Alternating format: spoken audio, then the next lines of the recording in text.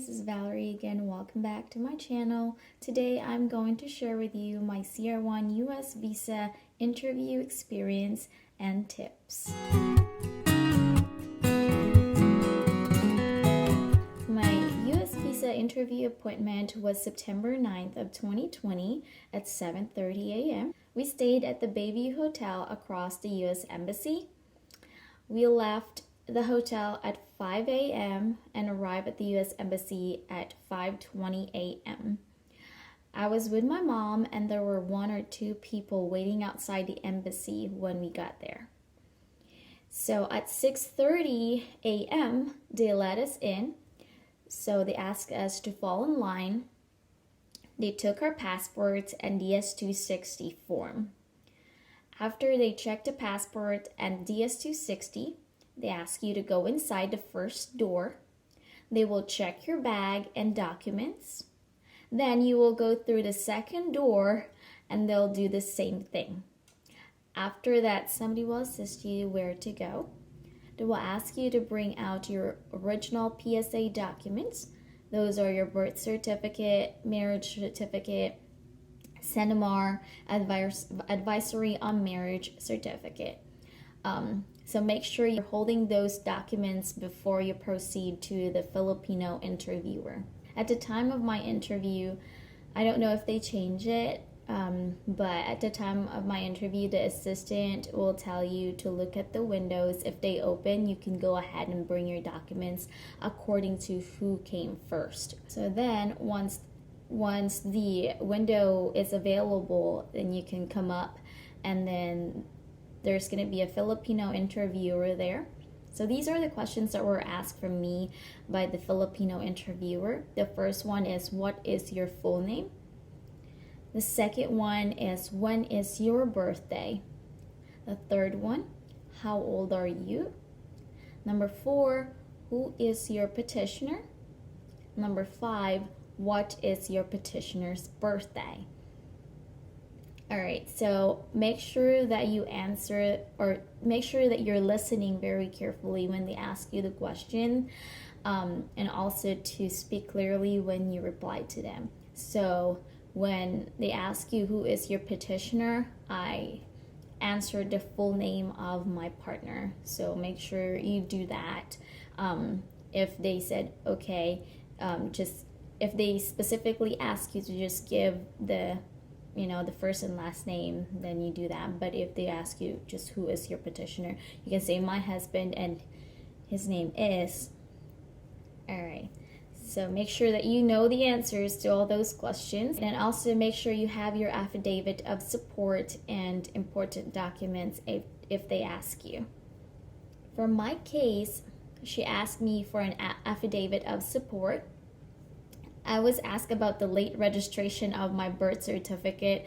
I was so nervous when she asked me if I have supporting documents for my birth certificate in case the American consul will ask. It took me about 15 to 20 minutes with the Filipino interviewer.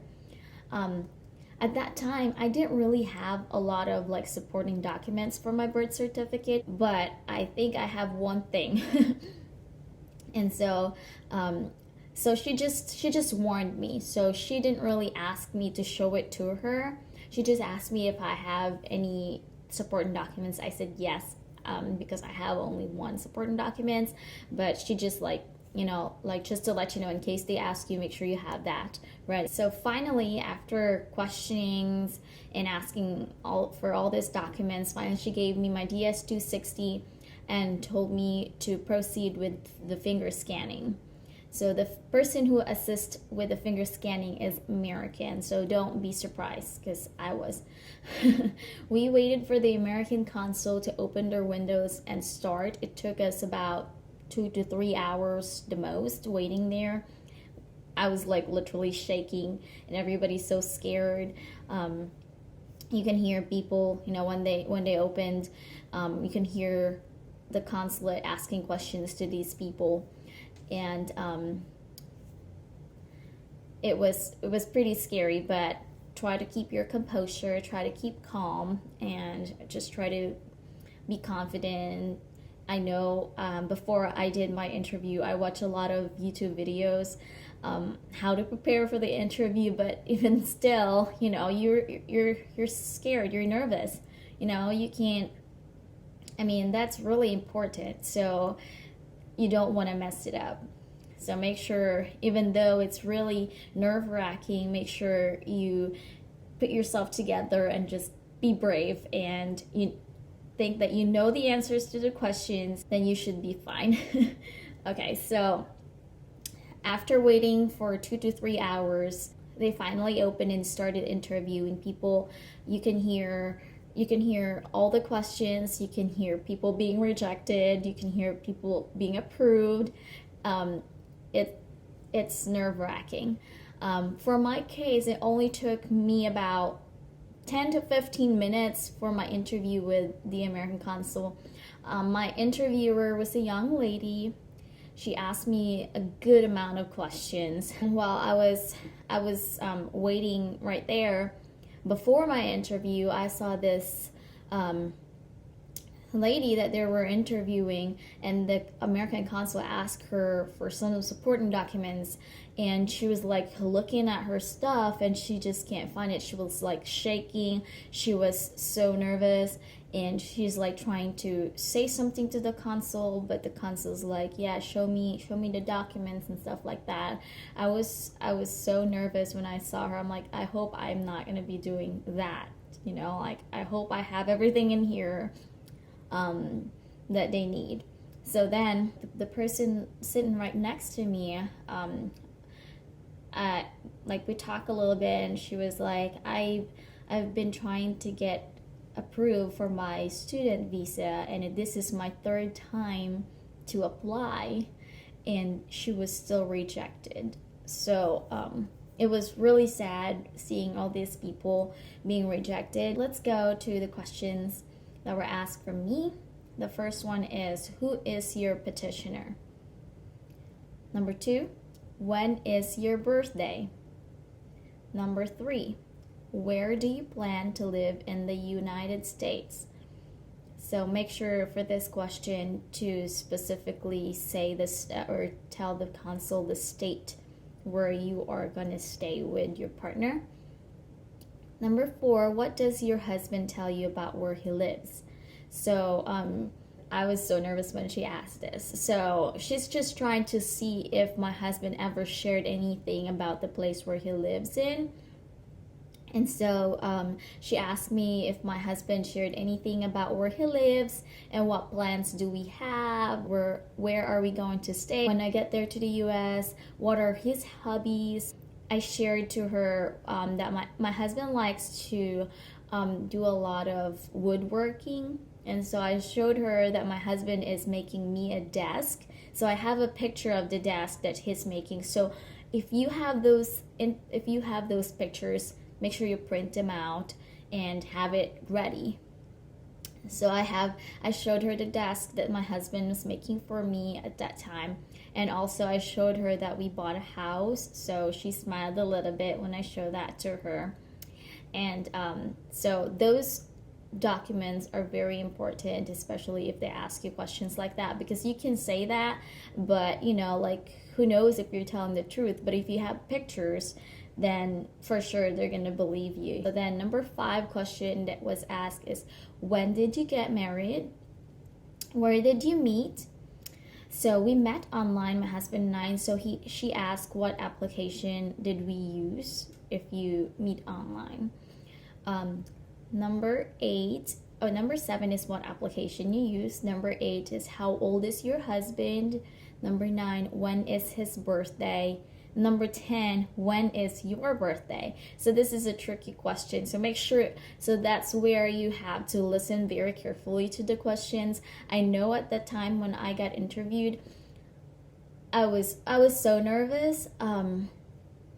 And also because we're not used to English language. I know we do it a lot, but if it's really like an American that's talking to us, sometimes it's a little difficult to understand them. But at this point, make sure you leave all behind and just listen very carefully to them. And so she asked, when is his birthday, your partner's birthday? And then she asked, when is my birthday? So don't get confused. Okay. All right. So those are the questions that were asked from me for my interview. It went pretty smooth. So the first thing that they're gonna ask you when you get to the interviewer is they're gonna ask you for your passport. And so you put your passport down there. And I think they ask for the DS-260 as well, so you put that down there. And then after your interview, if they've decided to approve or reject you, then they will either keep your passport or give your passport back to you. If they give you the passport back, it means you got rejected. Because if you get approved, then they're gonna keep the passport. They're gonna put your visa there, and then they're gonna send it to the carrier that you can pick it up at. So for my case, after my interview, she said, okay, you're approved. You can pick what location you want to pick up your passport, and then it should take about a week or so, she said. And so, oh my gosh, I was so excited. I was so happy. I'm like, thank you so much. My smile, I can't hide my smile. It was just a great feeling. And so after that, I believe you have to go online to pick up the location, to pick out the location that you want to pick up your passport. But they're gonna give you steps on how to do that. And then after 7 days, so my interview was September 9. I think I got my passport on September 16. And then on September 18, I booked my flight to the US. And I came to the US on September 18 in the evening with just a backpack. All right, so that is my visa interview experience. And of course, before I let you go, I'll give you the tips as well. So number one is to organize your documents. If you can buy some like organizer or like a case with like organizer in it, that's what I got, and it's really great. It worked great. I have my things organized. If I need something, you can label it as well, so you can see what you need, and then you can just grab it. So that's number one. Number two is speak clearly. So if they ask you a question, make sure you answer clearly. Number three is know your case. So if you have your CR1 case, make sure that even if you have a lawyer, and if you're doing it yourself, I think if you're doing it yourself, of course, you know everything. So make sure you know your case, because then you'll definitely be able to answer all these questions. And number four is to arrive early.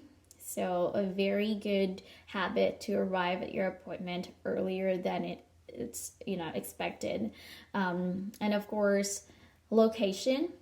Number five, location. Make sure you have or make sure you are staying at a good location to where if you forgot something, let's say before your appointment, that you can just go back and get him. But of course, don't do that. Don't forget anything. Make sure you have all the things you need ahead of time, like the night before or the day before your interview.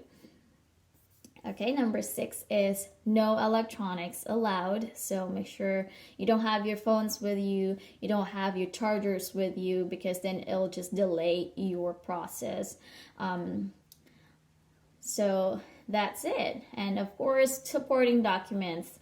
So make sure you have all those things. So those are the 7 tips that I can give you. If you have any questions, let me know. You can comment down below. And if this video helped you in any way, you can like the video, and I would really appreciate that. Thank you so much for spending your time watching my videos. I hope your interview will go well, and just try to be calm into your interview. I know it's nerve-wracking, but you can do it. Stay positive. Thank you so much. I'll see you next time.